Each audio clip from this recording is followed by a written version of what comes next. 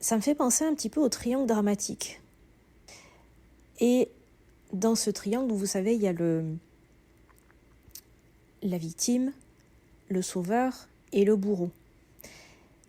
Et cette partie du Notre Père, elle a pour but justement de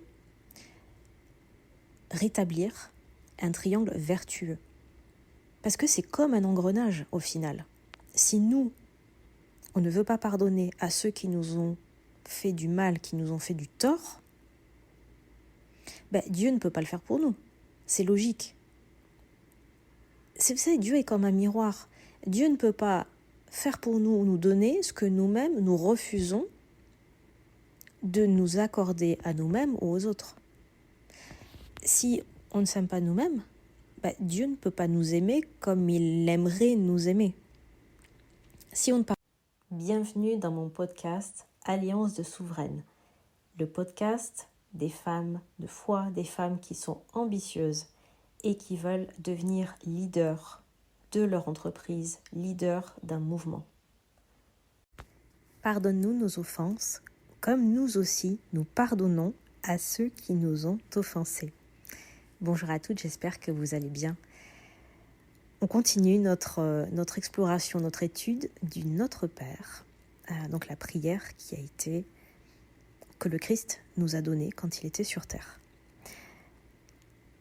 Là, généralement, c'est la partie du Notre Père qui est parfaitement compréhensible d'un point de vue sémantique, lexical, tout ce que vous voulez. Au niveau de la compréhension, c'est parfaitement compréhensible. Mais très souvent, il y a une part ou des parts de nous qui résistent énormément parce que c'est difficile de pardonner, on ne va pas se le cacher. Et en même temps, il y a une condition, c'est-à-dire que Dieu peut nous pardonner. Non pas qu'il ne peut pas nous pardonner, Dieu est capable de tout, Dieu peut tout. Mais il y a une condition pour que Dieu pardonne nos propres offenses, nos péchés, et un péché est une offense à Dieu. Il faut que nous pardonnions, nous, de notre côté, à ceux qui nous ont causé du tort. Ça veut dire que, déjà que quand nous commettons un péché, une offense, on fait du tort à Dieu. Ok ? Puisque si quelqu'un qui nous a offensés, c'est intéressant parce que, vous voyez, pardonne-nous nos offenses, donc ce que nous commettons, et c'est un lien avec le fait que la douleur que provoque, la douleur, la souffrance que provoque le péché des autres sur nous. Ça me fait penser un petit peu au triangle dramatique de Karpman. Et dans ce triangle, vous savez, il y a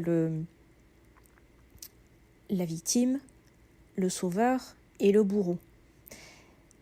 Et cette partie du Notre Père, elle a pour but justement de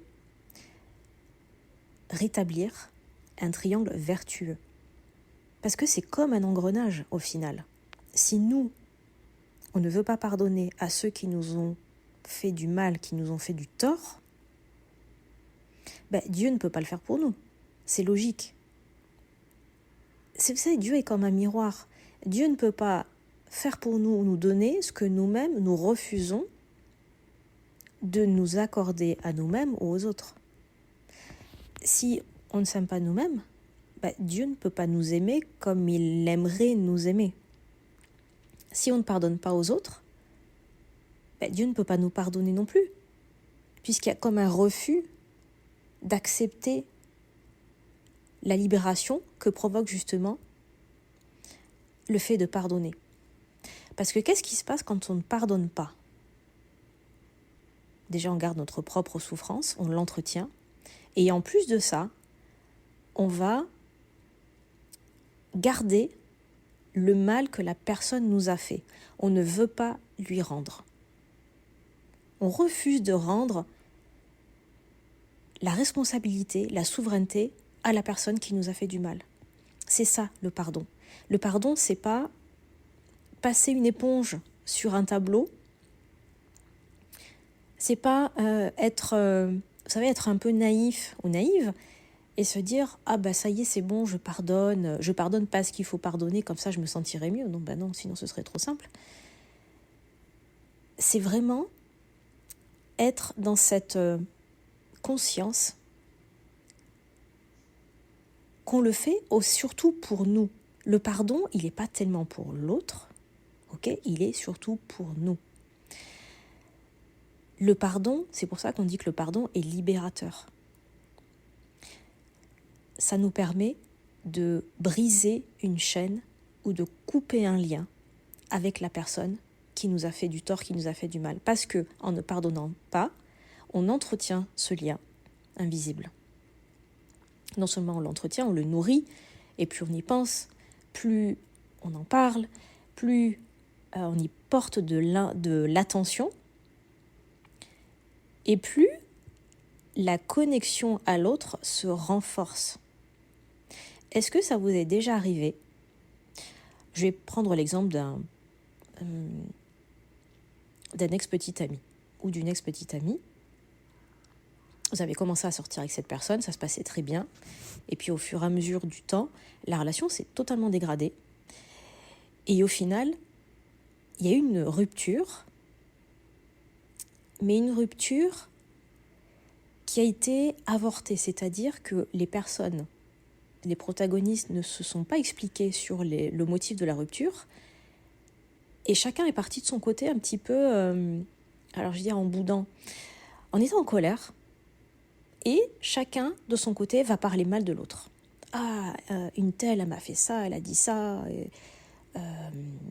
Et la personne en parle à ses amis, aux membres de sa famille. Et l'autre personne va faire exactement la même chose. Qu'est-ce qui se passe dans ces cas-là ? Il n'y a pas eu de rupture, véritablement. Le lien est toujours là. Et non seulement le lien est toujours là, mais dans l'invisible, la façon dont on pense aux personnes, dont on pense les choses, dont on parle des personnes ou des choses, ça va leur donner une dimension, une emprise sur nous. Et là, en revanche, si on critique une personne, ou si on dit du mal, ou si on entretient une souffrance, une amertume, ça va créer un lien hyper négatif, hyper néfaste. Alors qu'à partir du moment où on se dit « Ok, bon, j'ai pas pu avoir la discussion avec la personne, j'ai pas pu lui dire véritablement ce que je pensais de son attitude, ou pourquoi je me suis sentie blessée, je décide de lui rendre sa responsabilité, je décide de lui laisser sa part de responsabilité. Moi, j'aurais aimé faire cette chose-là, j'aurais aimé parler avec cette personne, mais ça ne s'est pas fait.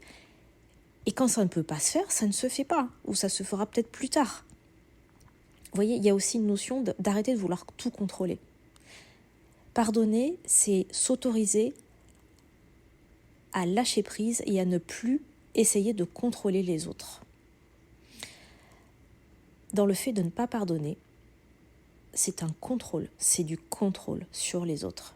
Et vous comprenez pourquoi Jésus nous a enseigné ça dans cette prière, c'est que Dieu n'est pas là pour nous contrôler.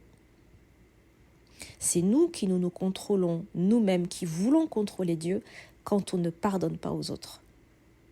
On lie les mains de Dieu quand on ne veut pas pardonner aux autres. Et on se crée nous-mêmes nos propres chaînes.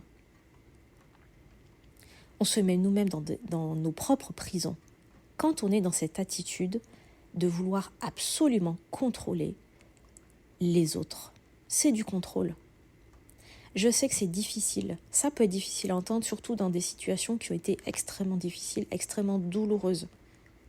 Parce qu'il y a pardon et pardon. C'est facile de pardonner quelqu'un qui, quelqu'un qui nous a fait une queue de poisson en conduisant. Ça peut être plus difficile de pardonner une personne qui nous a trahis, notre meilleur ami qui nous trahit, quelqu'un qui a abusé de nous. Là, c'est plus difficile. Mais une fois que vous retrouvez votre souveraineté, en pardonnant, c'est-à-dire en laissant la personne avec, j'ai presque envie de dire, avec sa propre merde, avec son bagage, avec ses histoires, avec ses liens, et elle se débrouille avec ça. C'est pas, on peut pas sauver les autres. On peut pas sauver les autres. La seule personne qu'on peut sauver, c'est nous-mêmes. Le ciel, c'est pas une question de sauver la terre entière, c'est déjà on se sauve soi-même avant de tendre la main aux autres et avant de leur montrer le chemin. Et en faisant ça, en s'autorisant à être nous-mêmes souverains de notre vie, à prendre nos responsabilités, à lâcher le contrôle, c'est là qu'on peut laisser Dieu agir dans notre vie.